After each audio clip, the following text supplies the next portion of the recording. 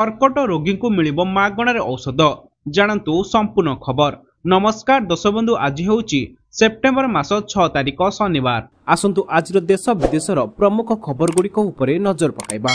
ता पूर्वरु चैनल नुआ थिले चैनल को सब्सक्राइब करी पाखरे आस्तुवा बेल आइकन को ऑन करी रखंतु एवं आपण केउ जिल्लारु आमर एई वीडियो देखुछंती कमेंट बॉक्स रे निश्चय लिखंतु।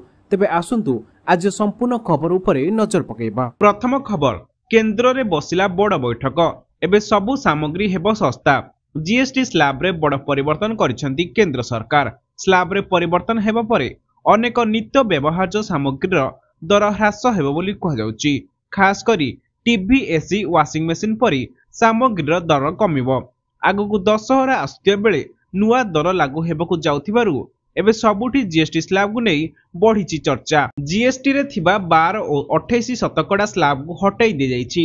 दुई थाकिया करी एहा बदल रे 5 और 18 शतकड़ा स्लैब लागू हेबो बोली निष्पत्ति होइछि, जा फल रे अत्य आवश्यक सामग्री सस्ता हेबा सह विलासपूर्ण सामग्री एवं हानिकारक द्रव्य उपरे 40 शतकड़ा जीएसटी लागिबो। परवर्ती खबर, ओडिशा को आसीबो 600 ई बस।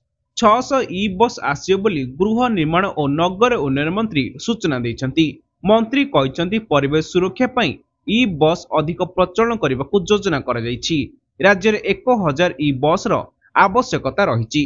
आगु राज्य सरकार 200 ई बस आनिबे। प्रधानमंत्री मध्य ओडिशा को 400 ई बस प्रदान करछंती। परवर्ती खबर, मुंबई को पुणी थरे बोमा विस्फोरण धमक मिलिछि। एथर आत्मघाती विस्फोरण धमक पठा जायछि। एई धमकपूर्ण मेसेज मुंबई पुलिस रो ट्रैफिक पुलिस रो व्हाट्सएप नंबर रे पठा जायछि। अनंत चतुर्दशी अवसर रे धमक पाइबा परे पुलिस सतर्क कराइछि। मेसेज दाबी कर जायछि जे 34 गाड़ी रे मानव बोमा लगा जायछि। एई विस्फोरण परे समग्र मुंबई थरी उठियो बोली कहा जायछि। धमक रे लश्कर ए जिहादी नामक एक संगठन रो उल्लेख करिछि। या सहित एथिरे दाबी कर जायछि जे 14 जण पाकिस्तानी आतंकवादी भारत रे प्रवेश करछंती। मेसेज रे कहा जायछि जे 400 किलोग्राम आरडीएक्स विस्फोरण जोगु 1 कोटी लोक मृत्युवरण करिवे। मुंबई पुलिस एई धमकु नै हाई अलर्ट जारी करिछि। परवर्ती खबर, स्कूल पाई पाठ्य खसड़ा 2025 उन्मोचन कले मुख्यमंत्री मोहन चरण माझी। पढ़िबा गढ़िबा ओडिशा अभियान रो हेला शुभारंभ। सेप्टेम्बर 2025 रु मार्च 2026 जाए एही अभियान चलिबो। पिलांको मातृभाषा रे दक्ष करिबा एहार लक्ष्य। एणिकी प्रथम रु द्वादश श्रेणी गोटे बोर्ड रे चलिबो। राज्य स्तरीय गुरु दिवस उत्सव रे मुख्यमंत्री मोहन चरण माझी बड़ घोषणा करछंती। माध्यमिक शिक्षा परिषद और उच्च माध्यमिक शिक्षा परिषद मिसी गोटे बोर्ड हेबो। छात्र और शिक्षकंकर जहा समस्या थिबो ताकू समाधान करिबो एही बोर्ड। परवर्ती खबर, सरकार नेले बड़ निष्पत्ति। एणिकी राज्यर सबु सरकारी ऑफिस रे एहा हेबो बाध्यतामूलक। सरकार नेइछंती बड़ पदक्षेप। राज्य सरकार जारी करछंती कड़ा निर्देशनामा। एणिकी राज्यर सबु सरकारी ऑफिस रे बीएसएनएल नेटवर्क व्यवहार करिबा हेउची बाध्यतामूलक।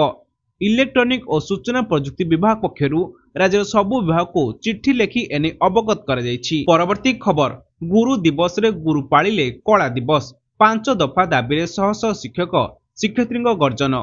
गुरु दिवस रे शिक्षकଙ୍କ धारणा, कला दिवस पाळिले बेसरकारी अध्यापक।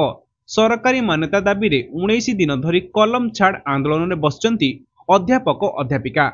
ओडिशा राज्य बेसरकारी अध्यापक कर्मचारी संघ डाकरा रे 2008 रु 2018 पर्यंत अध्यापक और कर्मचारी को पूर्ण अनुदान प्रदान करबाकू दाबी कर जाय अछि। परवर्ती खबर, गुरु दिवस रे मुख्यमंत्री बड़ घोषणा।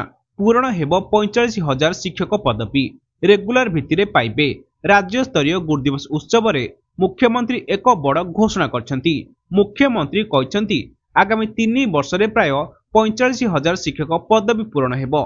चुक्ति भित्तिक नुहे, रेगुलर भित्तिरे नियुक्ति दिया जे बोली मुख्यमंत्री दृढ़तार सह कहिसंती।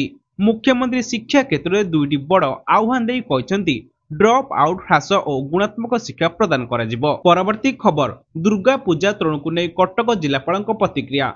लोक सुरक्षा ट्रैफिक व्यवस्था को अनुधान करबा परे पूजा कमिटी शांति कमिटी सह कथा होई एसबी जारी होईची। आसंता 3 दिन बारबाटी पैलेस रे विभिन्न प्रक्रिया को नहीं आवेदन करिवे। ट्रैफिक पुलिस सीएमसी मध्य लाइसेंस देबे। आसंता 22 तारिख जिला प्रशासन स्पष्ट विजिट करबा परे प्रोविजनल एनओसी देबे। हाईकोर्ट को निर्देश को मध्य पालन हेबो। पूजा शेष परे समय भितर गेट खोला जिवो। 400 मीटर पर्यंत लाइट गेट रहिबनी। पेंडाल ठू 23 रु 25 मीटर भितरे लाइट गेट रहिबो बोली कहिसंती कटक जिलापाल। परवर्ती खबर भत्ता पाई बयस जालियाती नियाजिबो बड़ कार्यानुष्ठान। बयस जालियाती प्रसंग में मंत्री नित्यानंद गंड बड़ सूचना देइछंती। मंत्री कहिसंती एणिकी बयस जालियाती कले खूब शीघ्र कार्यानुष्ठान नियाजिबो। निजर भोटर कार्ड जालियाती करी बयस बढ़ाउछंती। भोटर कार्ड जांच पाई जिलापालଙ୍କୁ विभाग पक्षरु निर्देश दियाଯାଇଛି। अयोग्य आवेदनकारी को रोकिबाकू निर्देश दियाଯାଇଛି। जे भत्ता पाइबाकू योग्य तांकू चिन्हट कराଯାई भत्ता दियाजिबो। अयोग्य हिताधिकारी उपरे कड़ा कार्यानुष्ठान नियाजिबो बोली कहिसंती मंत्री। परवर्ती खबर केंद्र सरकार अनेक अत्यावश्यक औषध उपरे जीएसटी ह्रास करी साधारण लोकंकू एक बड़ आश्वस्ति देइछंती। विशेष करी कर्कट रोगी पई एही निष्पत्ति बहुत गुरुत्वपूर्ण, कारण एही रोग गुड़िकर चिकित्सा दीर्घ समय धरी चली थाए एवं प्रति मासरे हजार हजार टंकार औषध पाई खर्च हुए।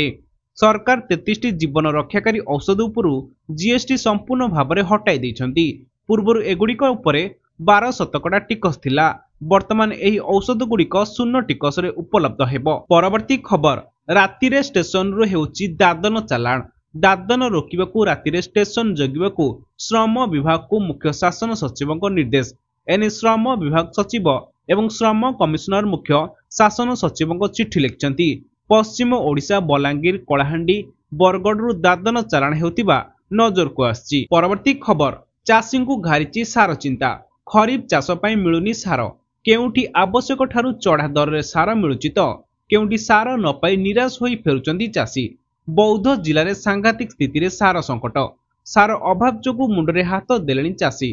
खरीफ चाष पई एबे सार जरूरी होई पड़िची। परवर्ती खबर प्रधानमंत्री नरेंद्र मोदी जन्मदिन रे मिलिबो घर। 50,000 लोकंकू बंटाजिबो अंत्योदय घर। सूचना देले पंचायत मंत्री रवि नारायण नायक। मोदी जन्मदिन रे अंत्योदय गृह योजनार कार्यादेश दियाजिबो। पूर्व 1 लाख रु अधिक हिताधिकारी को करा जायछि योजनार सामिल। परवर्ती खबर सुभद्रा योजनार वंचित ग्रामांचल आदिवासी महिला बारंबार आवेदन सत्वे सुभद्रा टंका मिलुनी, जहाकु नै रायगड़ा जिला गुणपुर उपजिलापालଙ୍କ द्वारस्थ होइचंती टीटीमारी पंचायत आदिवासी महिला। पंचायत 50 रु अधिक महिला उपजिलापालଙ୍କ अनुपस्थित रे सहकारी जिलापालଙ୍କ निकटरे निज दाबी उपस्थापना करिसंती। परवर्ती खबर राजधानी रे आसाम पुलिस इन्फोसिटी अंचल रे चढ़ाऊ। इन्फोसिटी अंचल रे थिबा सुभद्रा अपार्टमेंट रे रेड। कमिशनरेट पुलिस सहायता छापा मारुछि आसाम पुलिस। अपार्टमेंट भितरे जणे मोस्ट वांटेड रहुथिबा नै सूचना मिलिछि। रेड बेले अभियुक्तଙ୍କୁ धरला आसाम पुलिस। चढ़ाऊ बेले किछि गुरुत्वपूर्ण दस्तावेज जबत होइछि।